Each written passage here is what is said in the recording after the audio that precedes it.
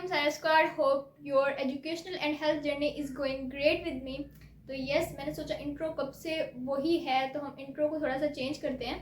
तो आप लोग बता भी सकते हो कि आप लोगों को ये इंट्रो अच्छा लगा है या नहीं। और बाकी अब से मैं आपको ये भी बता दूं कि अब हम न्यूट्रिशन पे भी थोड़ा ज़रा इस चैनल पे फोकस करेंगे। इस चैनल के बहुत ज़्यादा पर्पजेस थे। एजुकेशनल वाला तो हम लोग कर ही रहे हैं, यूनिवर्सिटी रिलेटेड और बहुत सारी चीज़ें हमने पहले कवर की थी, like board exams, MD CAT और PU और यूनिवर्सिटी के एडमिशन पे हमारा इस दिनों में ज़्यादा फोकस रहा है। तो अब जो एक और मकसद था इस चैनल का, यानी कि न्यूट्रिशन कंटेंट को प्रमोट करना, लाइक मैं खुद भी न्यूट्रिशन पढ़ रही हूँ, तो अब हम वो वीडियोस भी लाएंगे और मुझे आप लोगों की उन वीडियोस में भी सपोर्ट लाजमी चाहिए, बिकॉज क्योंकि मेरी मोस्टली ऑडियंस टीनेजर्स ही हैं या फिर अर्ली 20s के लोग हैं, तो जिनको अपनी हेल्थ की इतनी फिक्र नहीं होती। लेकिन हमने अपनी हेल्थ को बेटर बनाना है। अपनी जर्नी आप लोगों के साथ लेके चलना चाहती हूँ।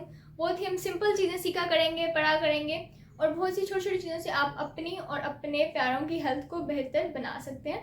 तो यस, मुझे आपकी उन वीडियोज़ में भी सपोर्ट चाहिए। हम सीरीज़ चलाएँगे, पूरी एपिसोड्स आया करेंगी उन न्यूट्रिशन कंटेंट की जो भी मैं चीज़ प्रमोट करूँगी।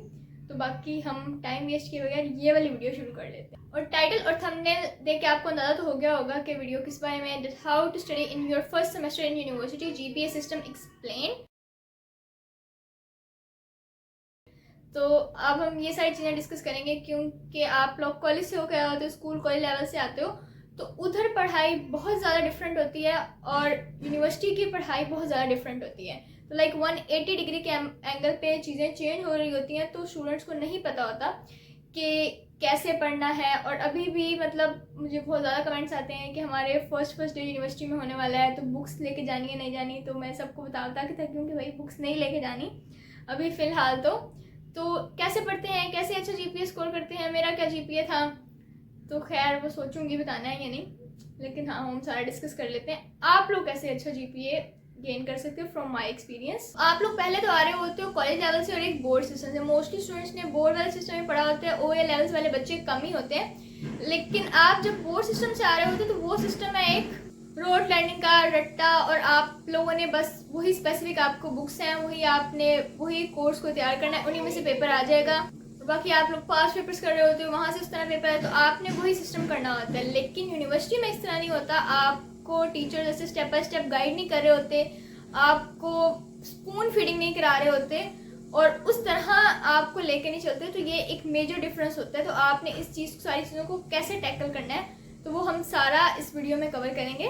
तो सबसे पहले तो स्टूडेंट्स ने बस यूनिवर्सिटी आने से पहले से GPA का नाम ही सुना होता है कि GPA CGPA कोई चीज़ होती है, और आपको मार्क्स नहीं उस तरह होते। आपका CGPA GPA सिस्टम होता है और वो क्या होता है, कैसे वर्क करता है, और अपना GPA कैसे मेंटेन करना होता है। तो वो मैं सबसे पहले आपको बता दूं कि सबसे पहले तो आपका टोटल जो CGPA होता है ना, वो होता है 4।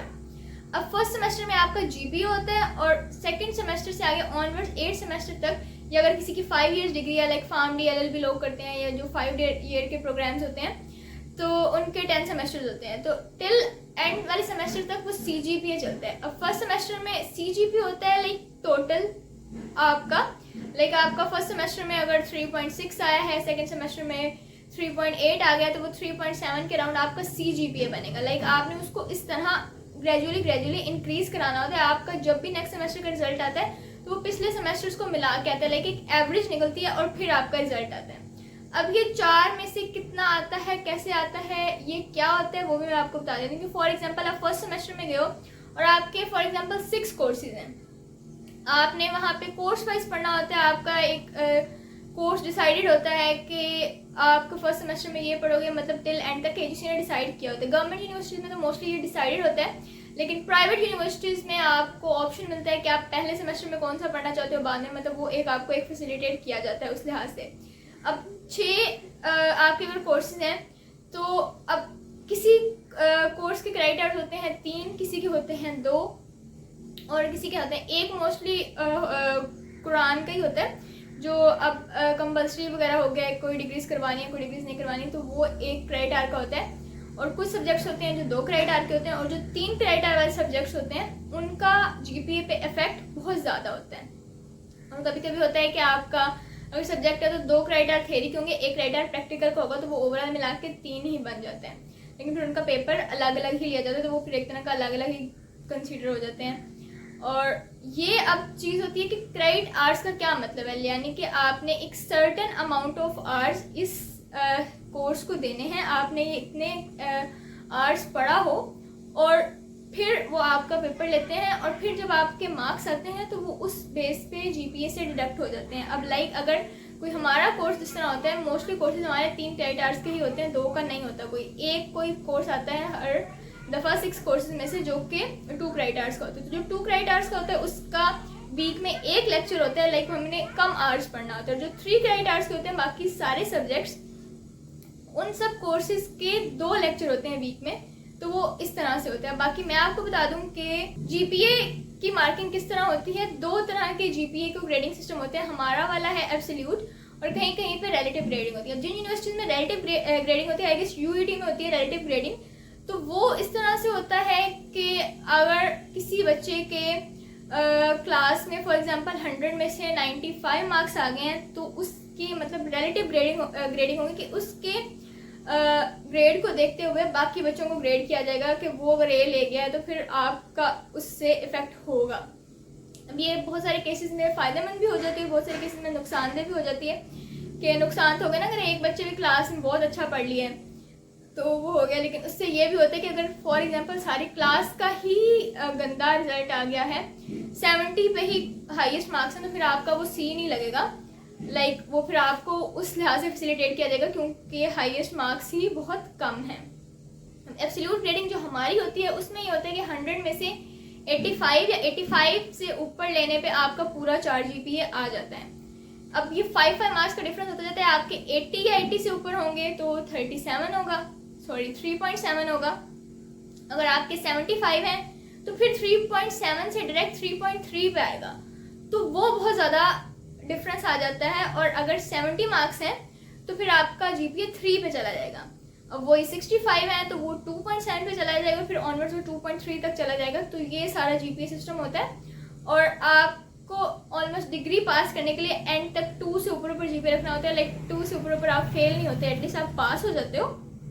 और बाकी आपको वो अच्छा, जिस तरह पाकिस्तान में तो वैसे जॉब्स नहीं है, अच्छी सीवी या ये चीज़ें मेंटेन करने के लिए तो आपको एडवाइस की जाती है कि वो आप 3.5 से ऊपर ही रखें। तो अल्हम्दुलिल्लाह मेरा 3.5 से फर्स्ट से लेकर अभी तक 4 सेमेस्टर तक ऊपर ही आया है।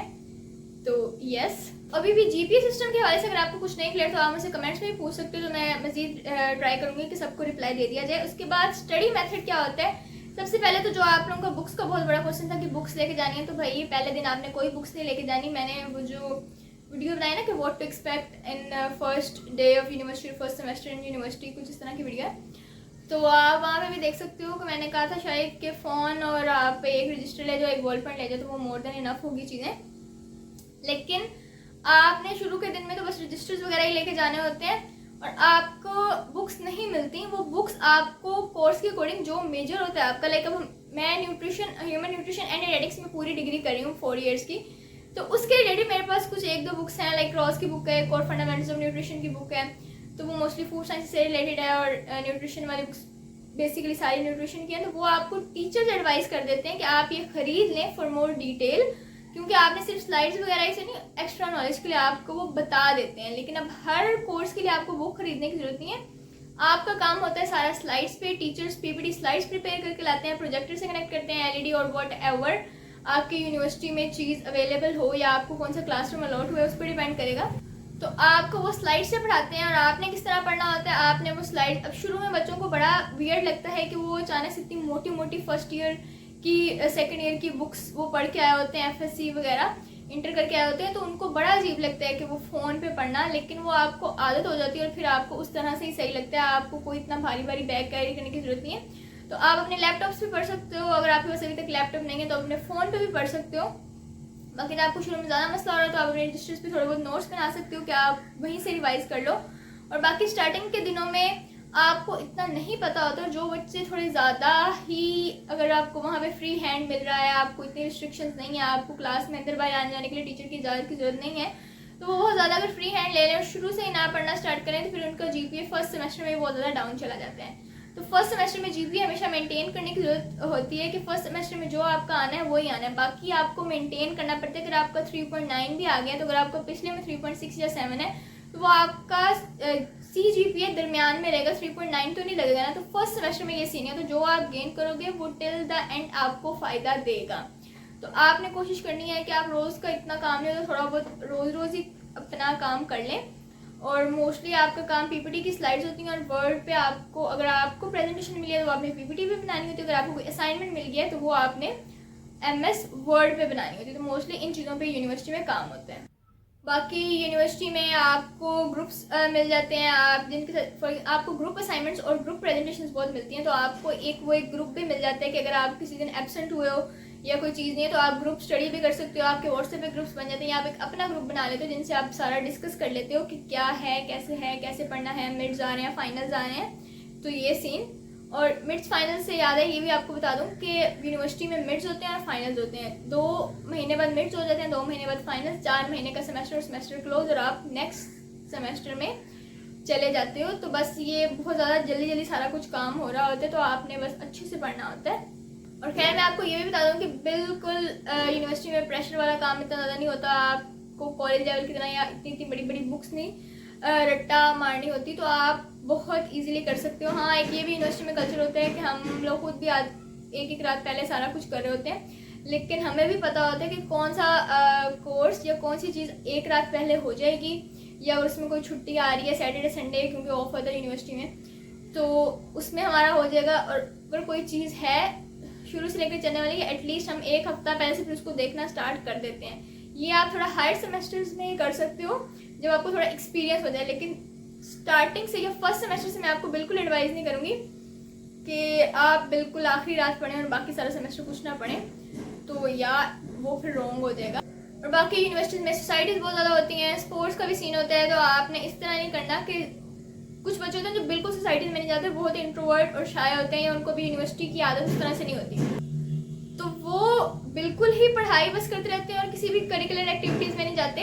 और कुछ होते हैं जो ज़्यादा ही उस तरफ चले जाते हैं, तो आपने सारा कुछ बैलेंस में लेके चलना है। और यूनिवर्सिटी में आपके पास बिलीव में इतना टाइम होता है कि आप हर चीज़ को टाइम दे सको, क्योंकि पढ़ाई का उतना ज़्यादा प्रेशर नहीं होता अनलेस और अनटिल आपके मिड्स या फाइनल्स ना हो, तो बाकी आपके दिन बड़े चिल गुजर रहे होते हैं। बाकी जब आपके मिड्स और फाइनल्स आए तो आपने किस तरह पढ़ना है, हम लोग तो तकरीबन 3 चीज़ों से पढ़ते हैं। एक तो प्रोफेसर्स की स्लाइड्स, उसके अलावा आप जीपीटी से पढ़ सकते हो, इसके अलावा यूट्यूब भी है। जीपीटी आप यूट्यूब मतलब कोई भी ऑनलाइन चीज़ आपको अगर नहीं समझ आई तो आप यूट्यूब पे उसका लेक्चर ले सकते हो। और उसके अलावा वैसे ये काम मैं कम ही करती हूँ, यूट्यूब पे लेक्चर मुझसे नहीं लिए जाते तो मैं नहीं लेती, लेकिन आप लोग कर सकते हो, it is a good way. और बाकी एक चीज़ होती है पास पेपर्स। अब यूनिवर्सिटी में इस तरह का सीन होता है कि बोर्ड्स की तरह आपको कहीं से भी पास पेपर्स मिल नहीं जाते, तो अगर तो आपके सीनियर्स के पास अवेलेबल हैं या किसी ने रखे हुए हैं तो आपको पास पेपर्स मिल जाएंगे, आपको थोड़ा बहुत आइडिया हो जाएगा कि अगर इस कोर्स का किस तरह पेपर आ सकता है। लेकिन मोस्टली ये होता है कि हर ईयर प्रोफेसर्स भी जो विजिटिंग स्टाफ होते हैं वो चेंज हो जाते हैं, तो हो सकता है पिछले जो आपका बैच है जो आपसे सीनियर है तो उनको किसी और टीचर ने पढ़ाया और आपको कोई और टीचर मिले हो, तो वो फिर पेपर कम्प्लीटली डिफरेंट होता है, क्योंकि हर टीचर अपने हिसाब से पेपर बनाता है, कोई ऐसे डिसाइडेड फॉर्मेट नहीं होता।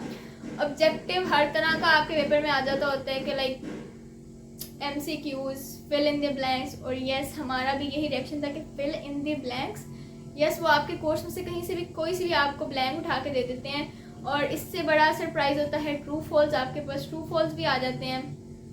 तो मतलब वो हर टाइप का ऑब्जेक्टिव आप यूनिवर्सिटी में तो एक्सपेक्ट कर सकते हो, और सब्जेक्टिव, तो ये सारा सीन होता है। और फिर हर टीचर अपने अकॉर्डिंगली वो पेपर फॉर्मेट आपको खैर बता देते हैं अगर आप पूछो तो, और वो बनाते हैं। तो जो कॉमनली मिस्टेक्स होती हैं जो स्टूडेंट्स फर्स्ट सेमेस्टर में करते हैं, एक तो वही कि अगर आप बहुत ज़्यादा चिल हो गए, आपने साथ साथ नहीं पढ़ा, तो इस तरह नहीं करना। उसके अलावा जो शाय बच्चे रह जाते हैं, सोशलाइज नहीं करते, ना ही फ्रेंड से ना ही टीचर से, मतलब टीचर से भी कोई सवाल नहीं पूछना, बस शर्माते रह जाना है, और अपने कोई दोस्त भी नहीं बनाने, जिसकी वजह से उनकी यूनिवर्सिटी लाइफ भी डल और बोरिंग हो जाती है और उनको अच्छा भी नहीं लग रहा होता। और उसके अलावा GPA को बिल्कुल ही इग्नोर कर देना कि बाद में देख लेंगे, बाद में देख लेंगे। बाद में ये होता है कि 4th सेमेस्टर के बाद आपके आ जाते हैं मेजर्स, लाइक आपके माइनर सारे कोर्सेज निकल जाते हैं, तो फिर वो एक चीज़ मुश्किल हो जाती है। और वो ये कि अगर कोई स्पोर्ट्स में किसी को ज़्यादा इंटरेस्ट है या कोई करिकुलर एक्टिविटीज़, तो उधर ज़्यादा फोकस कर देना, यहाँ से अटेंडेंस भी शॉर्ट हो जाना, और वो चीज़ें तो आपने उन सारी चीज़ों से अवॉइड करना है। बाकी यस, यूनिवर्सिटी फ़न होती है, इवेंट्स होते हैं, बहुत सारी चीज़ें होती हैं, तो आप उनमें पार्टिसिपेट कर सकते हो और अच्छा परफॉर्म भी कर सकते हो। तो आपको आहिस्ता आहिस्ता शुरू में बहुत डिफरेंट वियर्ड लगती है, लेकिन आपको आहिस्ता आहिस्ता मज़ा आना स्टार्ट हो जाता है। बाकी बैलेंस हर चीज़ में बहुत ज़्यादा ज़रूरी है। आपने अपनी हर चीज़ को बैलेंस करना है। और यूनिवर्सिटी एक चीज़ है जो सिर्फ आपके एकेडमिक्स नहीं, आपकी पर्सनैलिटी को बिल्ड करती है, आपको ग्रूम करती है। वरना आप ग्रेजुएशन की डिग्री आप प्राइवेटली एडमिशन भिजवा के घर बैठे भी ले सकते हो, लेकिन एक खास जगह पे जाके रोज़ बैठना, वहाँ पे कुछ सीखना, उसका मकसद यही होता है कि आपको एक्सपोजर मिले, आप ग्रूम हो, आपकी पर्सनैलिटी बेटर हो। तो ये सारी चीज़ें यूनिवर्सिटी आपको देती है। बाकी if you like this video, give this video a thumbs up. और बाकी न्यूट्रिशन कंटेंट के लिए अब तैयार हैं, तो वो भी आएगा और वो भी आप लोगों को इसी तरह आपने देखना होगा और सपोर्ट करना होगा। बाकी जल्दी जल्दी 10 के सब्सक्राइबर्स भी डन कराएं। अपना ख्याल रखें। Thank you so much. अल्लाह हाफिज़।